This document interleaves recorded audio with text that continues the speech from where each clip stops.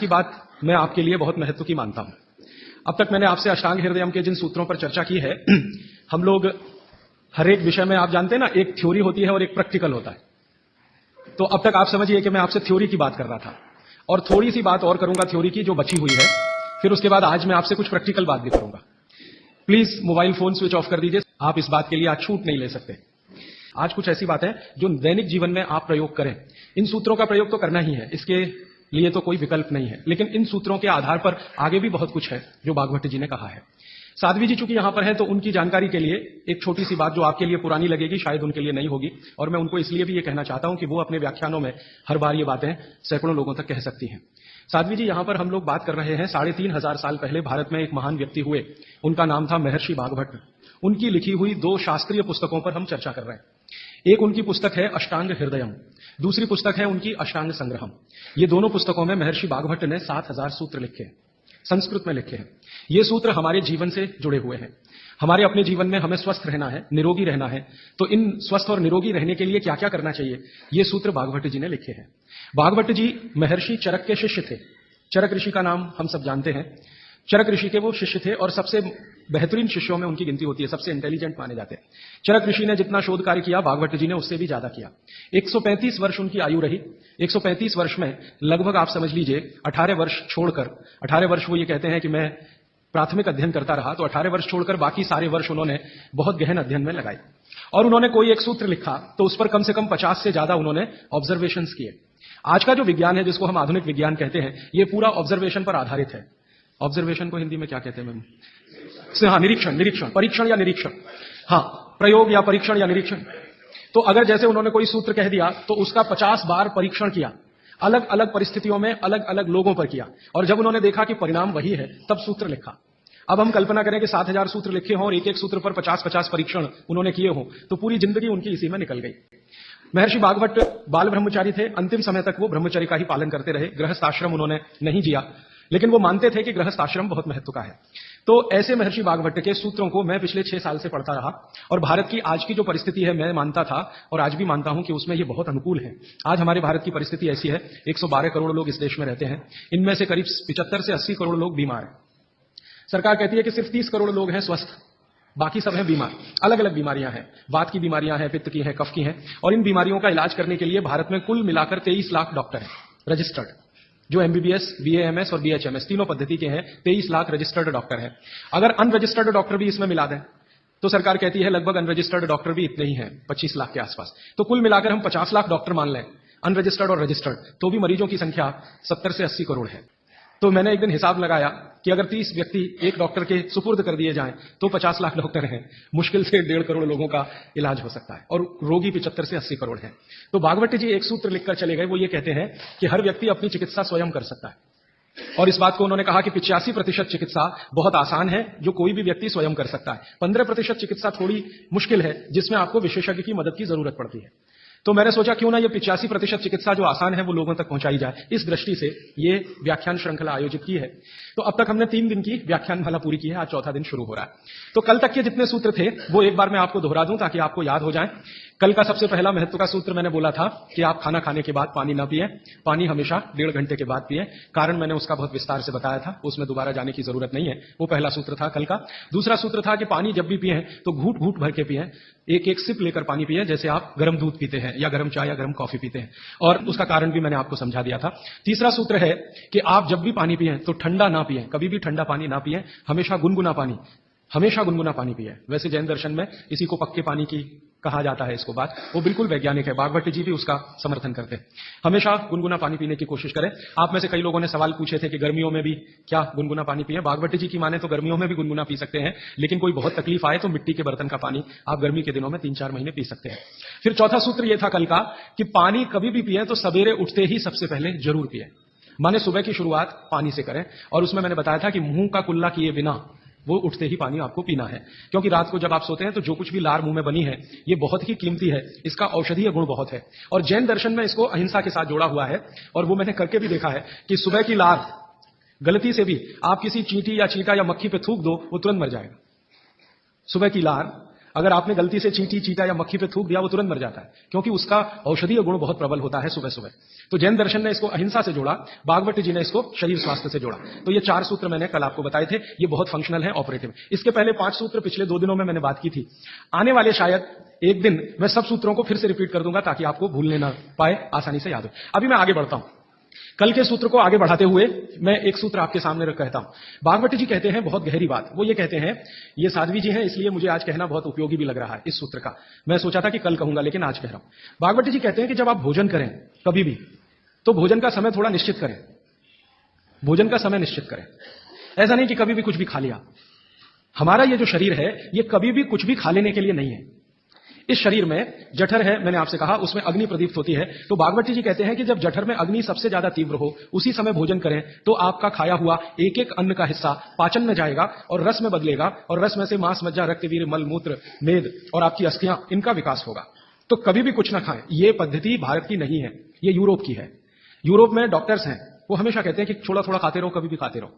हमारे यहां ये नहीं है, थोड़ा थोड़ा खाते रहो, कभी भी खाते रहो। आपको दोनों का अंतर समझाना चाहता हूं। भागवत जी कहते हैं कि खाना खाने का समय निर्धारित करें, और समय निर्धारित होगा उससे जब आपके पेट में अग्नि की प्रबलता हो, जठर अग्नि की प्रबलता हो। भागवत जी ने इस पर बहुत रिसर्च किया, और वो कहते हैं कि 1.5-2 साल की रिसर्च के बाद उनको पता चला कि जठर अग्नि कौन से समय सबसे ज्यादा तीव्र होती है। जठर अग्नि कौन से समय सबसे ज्यादा तीव्र होती है। तो वो कहते हैं कि जब सूर्य का उदय होता है, सूर्य का जब उदय होता है, तो सूर्य के उदय होने से लगभग 2.5 घंटे तक जठर अग्नि सबसे ज्यादा तीव्र होती है। सूर्य के उदय होने से, सूर्य का उदय होना आप चेन्नई के हिसाब से सोच लीजिए, मान लीजिए 7 बजे, तो 7 बजे से लेकर 9:30 बजे तक जठर अग्नि सबसे ज्यादा तीव्र होगी। हो सकता है यही सूत्र अरुणाचल प्रदेश में मैं बात करूं तो वो 4 बजे से 6:30 का समय आ जाएगा, क्योंकि अरुणाचल प्रदेश में सूर्य 4 बजे निकल आता है। अगर मैं सिक्किम में बात करूंगा तो और 15 मिनट पहले हो जाएगा, और यही बात अगर मैं गुजरात में जाकर करूंगा तो आपसे समय थोड़ा भिन्न हो जाए। तो सूर्य के साथ इसको ध्यान रखें। तो सूर्य का उदय जैसे ही हुआ, उससे अगले 2.5 घंटे तक जठर अग्नि सबसे ज्यादा तीव्र होती है। तो भागवत जी कहते हैं कि इस समय सबसे ज्यादा भोजन करें, इस समय सबसे ज्यादा भोजन करें। वो तो एक जगह यहां तक कह देते हैं कि आप अगर संभव हो तो 9:30 बजे के अंदर ही लंच करें। 9:30 बजे के अंदर ही लंच करें, माने ब्रेकफास्ट गायब, नाश्ता छोड़ें, सीधे ही भोजन करें। यहां तक वो कहते हैं। वो ये कहते हैं कि सुबह 9:30 बजे तक अगर आपने भरपेट भोजन किया है तो इसमें से जो कुछ भी बनेगा वो एक एक बूंद, एक एक अन्न का टुकड़ा, एक एक दाने का टुकड़ा आपके शरीर के लिए उपयोगी होगा। क्यों? क्योंकि वो कहते हैं कि सुबह 7 बजे से, आपके हिसाब से मैं कह रहा हूं, 7 बजे से 9:30 जठर अग्नि बहुत तीव्र होती है। भागवत जी ने एक और रिसर्च किया था कि शरीर के जो अलग अलग अंग हैं, जैसे हृदय है, हृदय, और जैसे जठर है, जठर, जैसे किडनी है, जैसे लीवर है, इनके काम करने का अलग अलग समय है। जठर अग्नि के काम करने का सबसे अच्छा समय है 7 से 9:30, सूर्योदय से 2.5 घंटे तक। फिर इसी तरह से हृदय, हृदय के काम करने का समय है सबसे ज्यादा ब्रह्म मुहूर्त से 2.5 घंटे पहले। ब्रह्म मुहूर्त आप समझते हैं 4, 4:30, तो 2, सवा 2 बजे, 1:30 बजे से लेकर 4 बजे के बीच में हार्ट सबसे ज्यादा सक्रिय होता है, और सबसे ज्यादा हार्ट अटैक उसी समय में आते हैं। किसी भी डॉक्टर से पूछ के देख लीजिए, क्योंकि हृदय जब सबसे ज्यादा सक्रिय होगा तो हृदय घात भी उसी समय होगा। इसलिए 99% हार्ट अटैक अर्ली मॉर्निंग्स में ही होते हैं, क्योंकि हृदय के काम करने का उस समय सक्रियता सबसे ज्यादा है। इसी तरह हमारा लीवर है, इसी तरह किडनी है। इसकी पूरी एक सूची मैंने बनाई है, बाहर पुस्तकों में है, इसलिए विस्तार में मैं नहीं जाता। संकेत के लिए आपसे कह रहा हूं कि हर शरीर के अंग का काम करने का एक निश्चित समय है, प्रकृति ने तय किया है, उसको भगवान ने तय किया है। तो आपका जठर अग्नि है, ये सबसे अच्छा 7 से 9:30। तो आप भरपेट खाना खाइए, ठीक है। फिर आप बोलेंगे जी दोपहर को भूख लगी तो थोड़ा और खा लीजिए, लेकिन भागवत जी कहते हैं कि सुबह का खाना सबसे ज्यादा, अगर आज की भाषा में मैं कहूं तो आपका जो ब्रेकफास्ट है ना, वो हैवियर से हैवियर होना चाहिए, भारी से भारी ब्रेकफास्ट। जितना खाते हैं ज्यादा भी खा लीजिए, कोई फर्क नहीं पड़ता। सुबह के नाश्ते में भरपेट खाइए। फिर वो कहते हैं दोपहर का भोजन अगर आप कर रहे हैं तो इसको थोड़ा कम करिए नाश्ते से। दोपहर का भोजन नाश्ते से कुछ कम करिए, 1/3 कम कर दीजिए, और रात का भोजन दोपहर के भोजन का 1/3 कर दीजिए।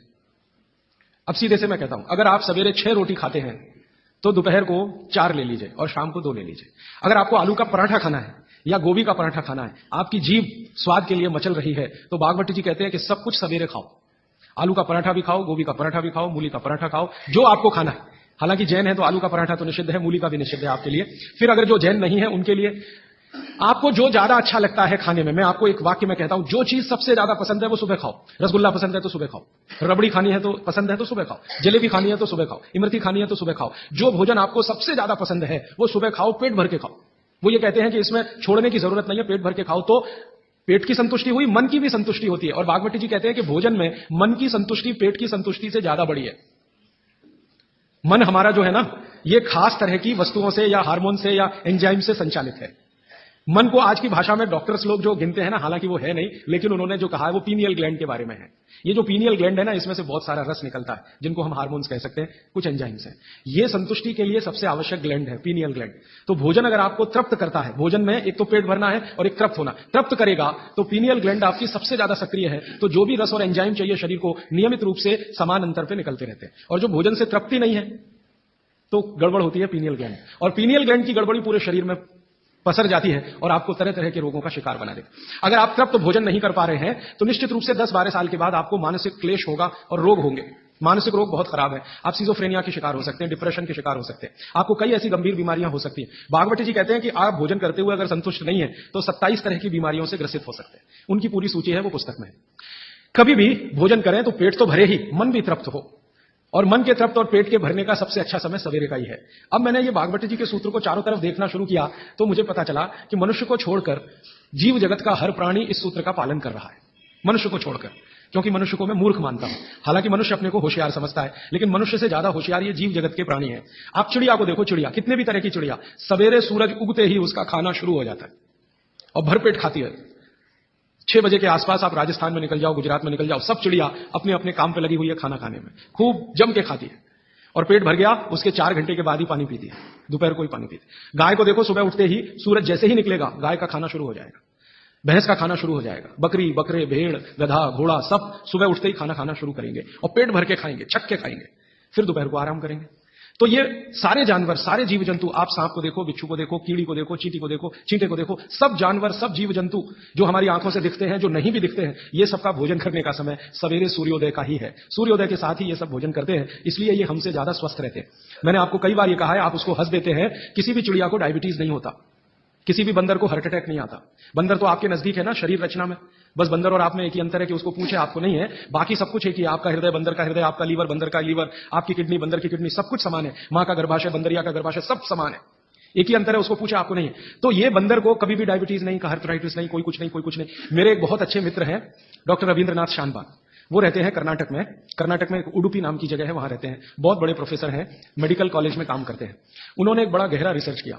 उन्होंने कहा कि मैंने जिंदगी भर, मैंने 15-16 साल उन्होंने एक रिसर्च किया कि बंदर को बीमार बनाओ, क्योंकि उन्होंने बहुत सारे वैज्ञानिकों से यह सुन रखा है कि बंदर बीमार नहीं होता, और बीमार होगा तो मरेगा ही, जीवित नहीं रहेगा।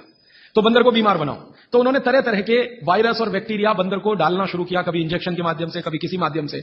वो कहते हैं कि मैं 15 साल असफल रहा, बंदर को कुछ नहीं हो सकता। और मैंने कहा कि आपने ये बता दिया कि ठीक है बंदर को कुछ नहीं हो सकता। वो कहते हैं कि मैंने बहुत कोशिश किया कि उसके ब्लड का कोलेस्ट्रॉल बढ़ा दूं, बढ़ता ही नहीं। तब उन्होंने एक दिन रहस्य की बात बताई, वो आपको भी मैं बता देता हूं कि बंदर का जो ब्लड है ना, उसका RH फैक्टर दुनिया में सबसे आदर्श है। और आपका RH फैक्टर जब नापता है ना कोई डॉक्टर, तो बंदर से ही कंपेयर करता है, वो बताता नहीं आपको, ये अलग बात है। कंपैरिजन बंदर से ही होता है। कारण उसका है कि उसको कोई बीमारी आ नहीं सकती, ब्लड में कोलेस्ट्रॉल बढ़ता नहीं, ट्राइग्लिसराइड कभी बढ़ता नहीं, डायबिटीज कभी होती नहीं, शुगर कितनी भी बाहर से इंट्रोड्यूस करो उसके ब्लड में टिकती नहीं। तो वो प्रोफेसर साहब कहते हैं यार ये सब एक ही चक्कर है कि बंदर सवेरे ही सवेरे भरपेट खाता है, जो आदमी नहीं खा पाता।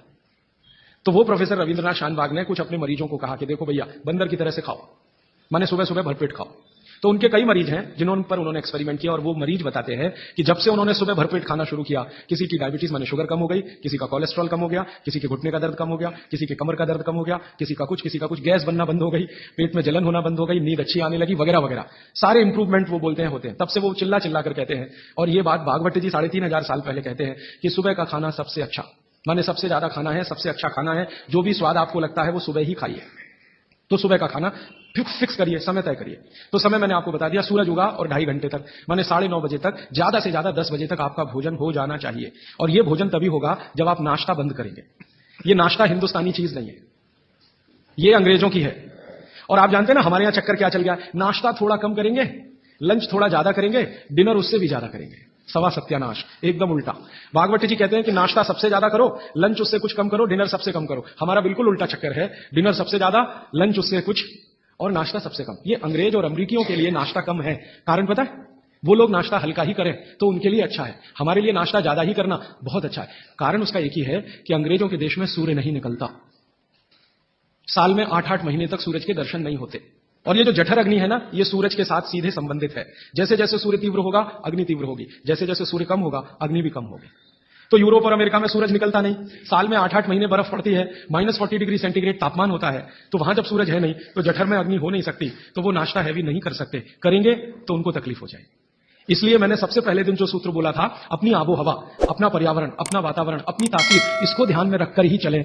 तो आपके देश की जो आबो हवा और तासीर है वो ये कि हर दिन सूरज निकलता है, सुबह निश्चित रूप से निकलता है, अगले दिन भी निकलेगा, करोड़ों साल से निकल रहा है, अगले करोड़ों साल तक निकलेगा। इसलिए भारत में every morning is good morning, सभी सुबह अच्छी है। यूरोप वाले तरसते हैं गुड मॉर्निंग के लिए, अच्छी सुबह होती नहीं वहां, इसलिए हर एक आदमी दूसरे को विश करता है, may I wish you to have a good morning, इसलिए वो गुड मॉर्निंग वाले लोग हैं। हमारे यहां तो every morning is good morning, तो हम गुड मॉर्निंग में क्यों फंसे हुए हैं? तो गुड मॉर्निंग से निकलिए, नमस्ते में आइए, नमस्कार में आइए, वड़क्कम में आइए। ये गुड मॉर्निंग आपके लिए काम की चीज नहीं है, और ये गुड मॉर्निंग जुड़ी हुई है आपके पेट से। जितनी अच्छी सुबह होगी, माने सूर्य जितना अच्छा होगा, उतनी तीव्र जठर अग्नि होगी, उतना ही अच्छा भोजन करिए। तो वो कहते हैं कि सुबह का खाना आप भरपेट खाइए, माने नाश्ते को लंच में बदल दीजिए, ठीक है, 9:30 बजे तक, 10 बजे तक, ज्यादा से ज्यादा। फिर आप इसमें तर्क और कुतर्क मत करिए, जी हमको दुकान जाना है, हमको ऑफिस जाना है, हमको दुनियादारी संभालनी है, किसके लिए? इसी पेट के लिए ना। ये दुनियादारी कर किसके लिए? आप इसी पेट के लिए ना। तो पेट तो दुरुस्त होने के लिए भागवत जी कह रहे हैं कि भाई इसको संभाल लो, तो दुनियादारी संभलती है। और ये गया तो दुनियादारी संभाल के करेंगे क्या? मान लीजिए पेट ठीक नहीं है, स्वास्थ्य ठीक नहीं है, आपने 10,000 करोड़ कमा लिया, क्या करेंगे? डॉक्टर को ही देंगे ना। तो डॉक्टर को देने से अच्छा किसी गौशाला वाले को दे दीजिए, पेट दुरुस्त कर लीजिए। तो पेट आपका है तो दुनिया आपकी है, ये आप जान लीजिए। इसलिए पेट को दुरुस्ती के लिए भागवत जी कहते हैं सुबह का खाना भरपेट खाइए, माने आप बाहर निकलें घर के तो छक्कर खाना खा के निकलिए, भोजन करके ही निकलिए। दोपहर को 12 बजे से 1 बजे के बीच में जठर अग्नि की तीव्रता कम होना शुरू होती है, तो उस समय थोड़ा कुछ हल्का खाएं, माने जितना सुबह खाया उससे कुछ कम खाएं तो अच्छा है, ना खाएं तो और भी अच्छा है। खाली फल खा लें, जूस पी लें, दही पी लें, मट्ठा पी लें, आदि आदि। शाम को फिर खाएं।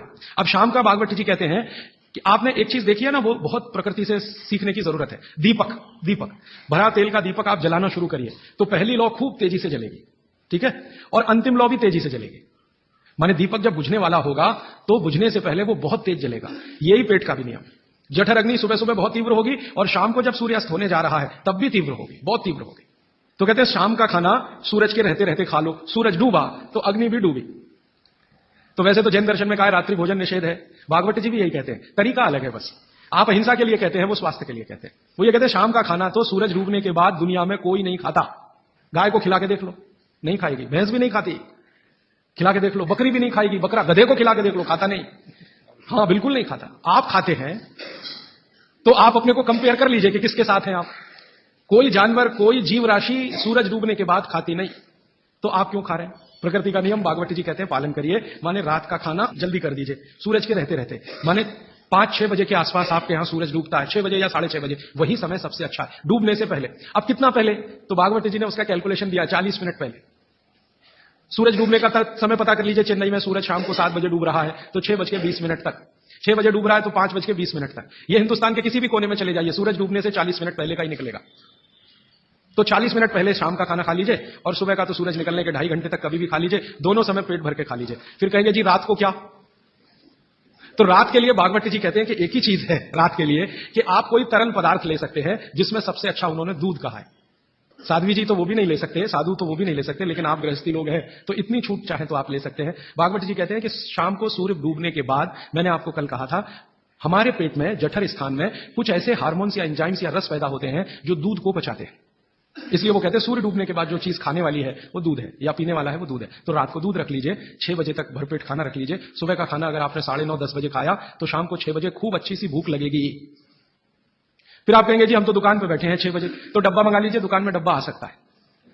हाँ, डब्बा आने में कोई तकलीफ नहीं है, दुकान में आप 6 बजे बैठे हैं, डब्बा आपका आ सकता है। और मैं आपको हाथ जोड़कर कह रहा हूं, आप में से कोई भी डायबिटिक पेशेंट है, कोई भी अस्थमेटिक पेशेंट है, किसी को भी बात का गंभीर रोग है, आज से ये सूत्र चालू कर दीजिए, 3 महीने बाद आप खुद मुझे फोन करके कहेंगे राजीव भाई पहले से बहुत अच्छा हूं, शुगर लेवल कम हो रहा है, अस्थमा मेरा पहले से कम हो रहा है, ट्राइग्लिसराइड चेक कर लीजिए और इस सूत्र को शुरू कर दीजिए, 3 महीने बाद फिर चेक करा लीजिए, पहले से कम होगा।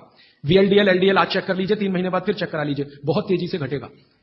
HDL आज चेक करा लीजिए, 3 महीने बाद चेक करा लीजिए, बहुत तेजी से बढ़ेगा। और HDL बढ़ना ही चाहिए, LDL VLDL कम होना चाहिए। तो ये सूत्र भागवत जी का जितना संभव हो आप ईमानदारी से पालन करिए, वो आपको स्वस्थ रहने में बहुत मदद करेगा। अब इसके आगे का एक सूत्र भागवत जी कहते हैं कि जब भी आप खाना खाएं तो हर समय ये बात का ध्यान रखें, हर समय, कि 2 ऐसी विरुद्ध वस्तुएं एक साथ ना खाएं जिनका गुण और स्वभाव एक दूसरे के विपरीत है। 2 विरुद्ध वस्तुएं एक साथ कभी भी ना खाएं। ये है सीधा सीधा सूत्र। अब आप कहेंगे हमें पता नहीं विरुद्ध वस्तुएं क्या हैं। मैं कुछ विरुद्ध वस्तुओं की सूची बता देता हूं। डिटेल सूची तो भागवती जी ने बताई है। 103 वस्तुएं हैं जो एक दूसरे के एकदम खिलाफ है। 103 वस्तुएं। जैसे सबसे पहली वस्तु उन्होंने बोली है प्याज और दूध दोनों एक दूसरे के जानी दुश्मन है। दूध और प्याज साथ में खाया तो 20 बीमारियां आने ही वाली है। सबसे ज्यादा बीमारियां आएंगी त्वचा की। आपको सोराइसिस होगा, आपको एक्जिमा होगा, आपको खाज होगी, आपको खुजली होगी अगर प्याज दूध साथ में खा रहे हैं तो कभी भी ना खाएं। इसी तरह से वो कहते हैं कि कटहल को क्या कहते हैं? कटहल समझते?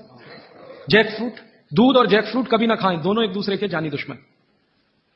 और दूध और ऐसा कोई भी फल साथ में ना खाएं जो सिट्रिक एसिड प्रधान है। सिट्रिक एसिड आप समझते हैं? संतरा, मौसम्मी, नारंगी, अंगूर, खट्टी चीज। एक खट्टी चीज तो आपकी बनाई हुई है, एक खट्टी चीज भगवान की बनाई हुई। तो भगवान की बनाई हुई खट्टी चीज है, दूध के साथ जानी दुश्मन है। भागवत जी ने बहुत साल रिसर्च करके बताया एक ही खट्टा फल है जो दूध के साथ खाएं, वो है आंवला। आंवला, आंवला ही एक फल है, खट्टा है, सिट्रिक एसिड भरपूर मात्रा में है, विटामिन सी भरपूर मात्रा में है, कैल्शियम उसमें भरपूर है। यही एक फल है जो दूध के साथ जरूर खाएं। बाकी कोई फल जिसमें खट्टापन है वो दूध के साथ ना खाएं। आम भी, आम अगर खट्टा है तो दूध के साथ ना खाएं, मीठा है तभी खाएं। आम और दूध की दोस्ती बहुत जबरदस्त है, लेकिन खट्टे आम की दूध से दोस्ती नहीं है। मीठा आम, एकदम मीठा आम, पका हुआ आम, उसी को दूध के साथ खा सकते हैं। एक और उन्होंने गिना है। वैसे तो आप जैन हैं तो ये बात आपके लिए लागू ही नहीं होती, लेकिन जैन नहीं है इसलिए कह रहा हूं। तो कभी भी शहद और घी एक साथ ना खाएं। दुनिया का सबसे खराब जहर है ये, शहद और घी। शहद घी साथ में ना खाएं। शहद खाना है तो घी ना खाएं, घी खाना है तो शहद ना खाएं। इसी तरह से उड़द की दाल और दही गलती से भी साथ में ना खाएं। उड़द की दाल, वैसे तो मैंने कल बोला था द्विदल, द्विदल में सबसे खतरनाक है उड़द की दाल। उड़द की दाल के बारे में जितनी भी रिसर्चेस भारत में हुई हैं वो ये कहती हैं कि ये दालों की राजा है, इसलिए ये अकेला ही खाएं। इसके साथ दही नहीं खा सकते। उड़द की दाल के साथ, दालों की राजा है, राजा अकेला ही रहता है ऐसा कहा जाता है। तो कहते हैं उड़द की दाल भरपूर खाएं, मना नहीं है, लेकिन अकेली खाएं। और बाकी जो दालें हैं, अरहर की दाल है, मूंग की दाल है, तो मैंने कल कहा था कि ये भी द्विदल में है, दही तो ना खाएं। लेकिन कोई मजबूरी में खाना है तो उपाय मैंने बताया था कि दही गर्म करके खाएं, माने दही में बघार लगा के खाएं ताकि तासीर गर्म हो जाए उसकी, या मट्ठा गर्म करके खाएं तासीर उसकी गर्म हो जाए। लेकिन मेरी आपको विनम्र विनती है, उड़द की दाल के साथ तो बिल्कुल ना दही खाएं, ना मट्ठा खाएं, बघारा हुआ भी नहीं खाएं। भागवत जी कहते हैं कि चलेगा ही नहीं। मैंने इस पे मेरे अपने शरीर पे एक्सपेरिमेंट किया। मैंने एक दिन कहा कि चलो खा के देखते हैं। भागवत जी ने कहा ना खाएं, खा के देखें क्या होता है शरीर को। तो मैंने खाने से पहले मेरा ब्लड प्रेशर चेक किया, और उड़द की दाल खाने के बाद दही खाया और फिर ब्लड प्रेशर चेक किया, तो मेरा ब्लड प्रेशर 22 से 25% बढ़ा हुआ था। फिर मैंने सोचना शुरू किया कि रोज रोज अगर मैं ये खाने लगूं उड़द की दाल और दही, उड़द की दाल, तो 100% 6-8 महीने में हार्ट अटैक आ ही जाएगा। इसका मतलब माताओं बहनों से हाथ जोड़कर निवेदन है, दही बड़ा कभी भी नहीं, क्योंकि दही बड़ा में उड़द की दाल का बड़ा अगर है तो दही बिल्कुल नहीं। अगर आपको दही बड़ा खाना ही है तो मूंग की दाल का, मूंग की दाल का बड़ा है, दही बघार कर या मट्ठा बघार कर आप ले सकते हैं। उड़द की दाल का बड़ा अगर बनाया है तो दही के साथ तो गलती से भी नहीं। उड़द की दाल का बड़ा सीधे चटनी से खा सकते हैं, दही से नहीं। और अगर शादी ब्याह है आपके घर में तो मीनू बनाते समय ध्यान रखें कि मेहमानों को उड़द की दाल का बड़ा और दही ना परोसें, नहीं तो दोहरे पाप के भागीदार बने। आप अपना तो नाश करेंगे या आने वालों का भी नाश करेंगे। और अतिथि देवता है, उसको जहर ना खिलाएं। तो ऐसी एक सूची है। मैंने तो आपको 4-5 चीजें बताई हैं, विस्तार से आप पुस्तक में देख सकते हैं। वो सूची ये कहती है 103 वस्तुओं की, ये चीज इसके साथ ना खाएं, ये चीज इसके साथ ना खाएं। तो भागवत जी कहते हैं 2 विरोधी चीजें साथ में ना खाएं। और वो कहते हैं कि अगर आपने ये सूत्र धारण कर लिया तो जिंदगी भर आप निसंकोच बिना किसी रोग के जीवन बिता सकते हैं। तो आज का एक सूत्र मैंने बोला, फिर ये दूसरा सूत्र हुआ, अभी तीसरे सूत्र पर चलता हूं आज का। भागवत जी कहते हैं कि खाना आप जब भी खाएं तो उसको जमीन पर बैठकर ही खाएं, जमीन पर बैठकर खाएं। मैं जैसे बैठा हूं ना, इसको आयुर्वेद की भाषा में कहते हैं सुख आसन। ये आसन में खाना खाएं। क्यों खाएं जी, प्रश्न आएगा आपके मन में। तो भागवत जी समझाते हैं कि जब आप इस आसन में बैठते हैं, सुख आसन में, तो आपके शरीर का जो जठर है ना, ये जो है सबसे ज्यादा तीव्र है, और इस आसन में इसकी तीव्रता हमेशा मेंटेन रहती है। आप अभी कुर्सी पर बैठे हैं, इसमें तीव्रता घट जाती है, और खड़े हो जाएं तो बिल्कुल कम हो जाएगी। कारण क्या है? आप शरीर के बारे में थोड़ा जानते हैं ना, हमारे शरीर में कई चक्र हैं, कई चक्र हैं। एक चक्र जो है ना, ये जो पीछे है, जहां पर आपका हिप जॉइंट्स और आपका ये जो मन का होता है, जहां मिलते हैं, वो सबसे महत्वपूर्ण चक्र है। ये प्रदीप्त होता है तभी, मन दीप्त होता है जब आप इस स्थिति में बैठे हैं, और इसका जठर पर सीधे असर है। और ये असर आप अगर महसूस करना चाहते हैं तो जमीन पर बैठ के ही खाएं। और वो ये कहते हैं कि भोजन की जो थाली है वो आप बैठे उससे थोड़ा ऊपर रहे, माने पट्टा रख के या स्टूल रख के थाली उस पर ऐसे बैठ के खाएं। भागवत जी ने और एक बात कही है कि सबसे अच्छा तो ये है सुखासन, जिसमें आप बैठकर खाना खाएं। वो कहते हैं और एक आसन है जिसमें आप खाना खा सकते हैं, बाकी किसी में भी नहीं। वो गाय का दूध जब निकालते हैं ना, कैसे बैठते हैं, बस उस स्थिति में भी आप खाना खा सकते हैं, उकड़ू। गाय दूध निकालने का जो स्थिति है बैठने का, उस स्थिति में बैठ के आप खाना खा सकते हैं, लेकिन वो आपके लिए नहीं है। इसको ध्यान से सुन लीजिए, क्योंकि आगे उन्होंने एक वाक्य लिख दिया कि जो शरीर श्रम ज्यादा करते हैं, जैसे किसान, जैसे हमारे कारीगर मजदूर, उनके लिए उकड़ू बैठकर खाना खाना सबसे अच्छा। खाते भी हैं, माने वो चेले हैं सब बागवट के।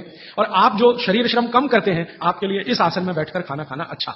अब आप आज से एक ऑब्जर्वेशन कर लीजिए कि जितने लोग इस बात से परेशान हैं कि उनका पेट आगे निकल आया है, वो इस आसन में बैठ के खाना खाना शुरू कर दें और 3 महीने के बाद फिर देखें तो उनका पेट पहले से कम ही होगा, आगे नहीं आएगा। और ये जो डाइनिंग टेबल पर बैठ के खाना खाएंगे, पेट आगे निकलता ही जाएगा, क्योंकि कुर्सी आपके लिए बनी नहीं है, ये अंग्रेजों के लिए बनी है। अंग्रेजों के लिए कुर्सी इसलिए बनी है कि ठंड बहुत है ना, तो जॉइंट्स कड़क रहते हैं उनके, सभी जॉइंट्स कड़क होंगे, कठोरता आएगी। आपके यहां गर्मी बहुत है तो आपके जॉइंट्स में फ्लेक्सिबिलिटी है, तो आप आसानी से जमीन पर बैठ सकते हैं। कोई अंग्रेज नहीं बैठ सकता जैसे मैं बैठा हूं, अमरीकी नहीं बैठ सकता, क्योंकि घुटने कड़क हैं, हिप जॉइंट्स कड़क हैं, बैठने में तकलीफ है। तो उन्होंने अपनी तकलीफ को कम करने के लिए कुर्सी का आविष्कार किया है। आधे तो बैठे, पूरे नहीं बैठ सकते, तो वो आपके लिए नहीं है कुर्सी, ये अंग्रेजों की देन है। तो मेरी आपको विनती है कि डाइनिंग टेबल पे खाना ना खाएं। तो आप कहेंगे जी ले लिया तो बहुत सारा कचरा भर रखा है आपने घर में, क्या करेंगे उसका? हमको हिंदुस्तानियों को पिछले 60-70 साल में या 100 साल में एक गजब बीमारी हुई है, दुनिया भर का कचरा घर में लाके रखना। हाँ, ये इतनी खराब बीमारी आई है हमको कि बिना सोचे बिना समझे कचरा ला के घर में रखना। रसोइयों में मैं घरों में जाता हूं ना, 3 टपरे के इतने डब्बे होते हैं, खाली हैं, फेंकेंगे नहीं, संभाल के कब काम आएंगे मालूम नहीं, लेकिन वो भरते ही जाते हैं। रसोई में इतने डब्बियां हैं, काम के शायद उसमें आधे भी नहीं है, लेकिन रखा हुआ है। पता नहीं कचरे से इतना मोह क्यों है, जो बाहर फेंकना चाहिए वो घर में सजा के रखा हुआ है। और फेंकने की बात करो, अरे पता नहीं कभी काम आ जाए, और वो कभी 60 साल में भी नहीं आता, 100 साल में भी नहीं आता। तो उसी कचरे में मैं गिनता हूं आपकी डाइनिंग टेबल। अब आप जरा हिसाब निकालो जी, ये आपने लाके रखी है डाइनिंग टेबल, मान लो ये 100 स्क्वायर फीट की है, 10 बाई 10 की है, या मान लो 50 स्क्वायर फीट की है। 50 स्क्वायर फीट की जगह आपने घर में घेर रखी है, क्या भाव है मद्रास में जगह का? 3000 रुपए स्क्वायर फीट, और 50 स्क्वायर फीट आपने घेर के रखा है। जरा जोड़ लो ना 3000 में 50 का गुणा करके, और रोज का हिसाब निकाल लो। तो एक तो खरीदा तब आपने पैसा बर्बाद कर दिया, अब इसको जगह को घेर के बर्बाद कर दिया आपने। तो अगर बन सके तो डाइनिंग टेबल निकाल दें, नहीं निकाल सकते तो कोने में रख दें। अब आखिरी बात, आप कहेंगे राजीव भाई कुछ तो ऐसी बात करो, ये डाइनिंग टेबल ले आए तो इसका कुछ तो उपयोग करो। तो अगर आप सच में ईमानदारी से डाइनिंग टेबल पे बैठ के ही खाना खाना चाहते हैं, तो कुर्सी पर ऐसे बैठ जाएं जैसे मैं बैठा हूं। डाइनिंग टेबल की कुर्सी है ना, मोह है आपको, उससे छूटता नहीं है। तो भागवत जी तो मना करते हैं, मैं उसमें एक सजेशन दे रहा हूं कि जैसे मैं आसन में बैठा हूं, कुर्सी पे भी ऐसे ही बैठ जाइए, आलती पालती मार के फिर खा लीजिए। लेकिन अच्छा तो नहीं है, लेकिन बीच का कोई रास्ता तो है। अब डाइनिंग टेबल निकले इसमें तो समय लगेगा, क्योंकि मन से नहीं निकलती। शरीर से निकलना तो आसान होता है, मन से नहीं निकलता। पता नहीं कितने कितने पैसे जमा करके ये हम लाए थे, अब ये निकले कैसे? तो आप उसका अगर सच में उपयोग करना चाहते हैं तो डाइनिंग टेबल पे कुर्सी पे ऐसे बैठ जाइए, आसन मार के आलती पालती मार के फिर खा लीजिए। और नहीं है अगर डाइनिंग टेबल तो बहुत सुखी है, मत लाइए, मेरी तो विनती है, मत लाइए। उसकी जगह लाना है तो छोटे छोटे पटरे ले आइए, जो आपके रसोई में बैठ के आप खाएं तो बहुत अच्छा है। अब आगे का एक सूत्र, बहुत अच्छा सूत्र है। भागवत जी कहते हैं कि खाना जब दोपहर को खाएं और सुबह खाएं, सुबह और दोपहर, ये दो बात। वो ये कहते हैं कि दोपहर और सुबह का खाना खाएं। वैसे तो वो कहते हैं दोपहर का ना खाएं, दोपहर का खाना सवेरे खाएं। लेकिन अगर आप खा ही रहे हैं तो वो ये कहते हैं कि तुरंत विश्रांति लें, खाते ही विश्रांति लें, खाते ही आराम करें, काम कोई ना करें। सुबह का खाना अगर 10 बजे खाया या 12 बजे खाया या 11 बजे खाया तो खाते ही विश्रांति लें। कब तक? 20 मिनट 20 मिनट विश्रांति लें। और उसको उन्होंने एक्सप्लेन किया है कि वो विश्रांति जो होनी चाहिए वो आपके शरीर को, जो बायां हाथ है इसको नीचे करके दाएं हाथ को ऊपर करके वाम कुक्षी अवस्था में लेटें। अब वाम कुक्षी को सरल भाषा में समझाता हूं। भगवान विष्णु को लेटे हुए देखा शेषनाग पर, बस उसी परिस्थिति में लेटे, उसी स्थिति में लेटे।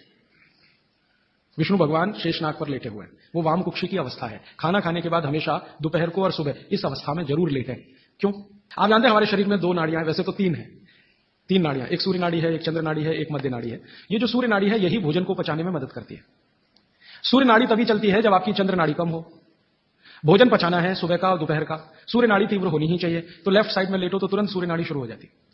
वैसे तो अगर आप स्वस्थ हैं तो खाना खाते ही आपकी सूर्य नाड़ी अपने आप शुरू हो जानी चाहिए। नहीं हो रही है तो लेफ्ट साइड में लेट जाइए, लेटते ही शुरू हो जाएगी। 20 मिनट जरूर लेटें। फिर आप कहेंगे जी नींद आ गई, तो भागवत जी कहते हैं ले लो एक झपकी। वो ये कहते हैं रोको मत इस नींद को। जो सूत्र उन्होंने लिखा है कि दोपहर भोजन के बाद या सुबह भोजन के बाद अगर आपको आलस्य है शरीर में, तो वो कहते हैं कि बिना संकोच इस झपकी को ले लो। 20 मिनट की झपकी ले लो, ज्यादा से ज्यादा 40 मिनट की ले लो, इसके आगे नहीं। तो अगर आप भोजन के बाद इस विश्रांति ले लें 20 से 40 मिनट, तो अगले आधे दिन काम करने को बहुत एनर्जी आपके पास आएगी। आप चाहें तो आज ही करके देख लें। मैं इस सूत्र को वैसे कल विस्तार से समझाने वाला हूं। भागवत जी ने कल एक सूत्र, माने कल मैं उस सूत्र को लूंगा, उसमें उन्होंने ये कहा है कि शरीर के 14 वेग होते हैं, वेग, उनको कभी भी रोके नहीं। उसमें से निद्रा है, नींद जो है ना, ये एक वेग है।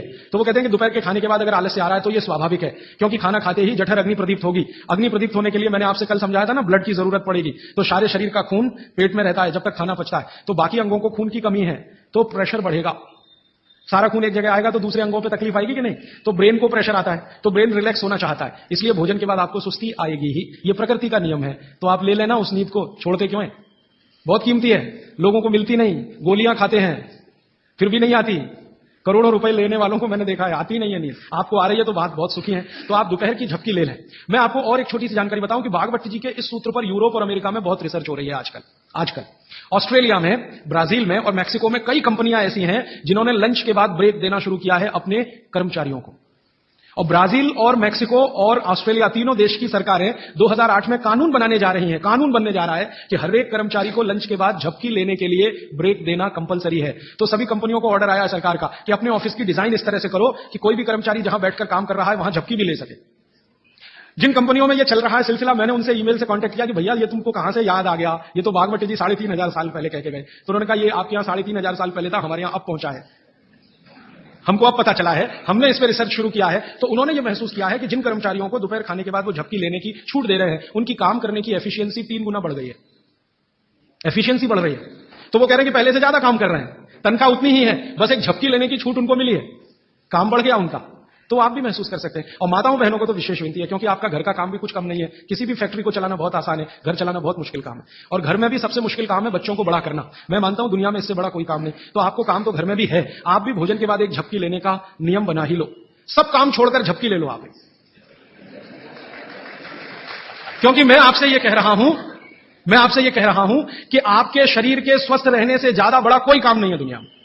जो आपका शरीर दुरुस्त रहेगा तो घर आगे भी ठीक से चलता रहेगा। इसलिए कोई संकोच नहीं, कोई लिहाज नहीं, कोई शर्म नहीं। सास की शर्म नहीं, ससुर की शर्म नहीं, पति की शर्म नहीं, बच्चों की शर्म नहीं। आपने दोपहर का खाना खाया, झपकी ले ही लो।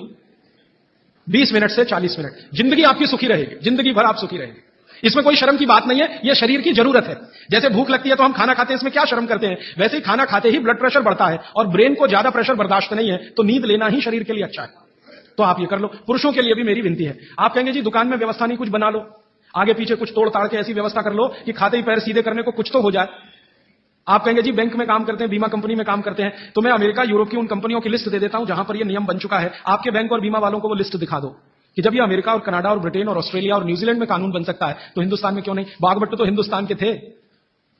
तो आपकी बैंक और बीमा कंपनियों में भी कोशिश करो। लेकिन आपको मालूम है ये जो हमारा बीपीओ सेक्टर है, यहां तो हो गया है, गुड़गांव में चालू हो गया, उन्होंने चालू कर दिया, दोपहर को खाने के बाद झपकी लेने की छूट देना शुरू कर दिया।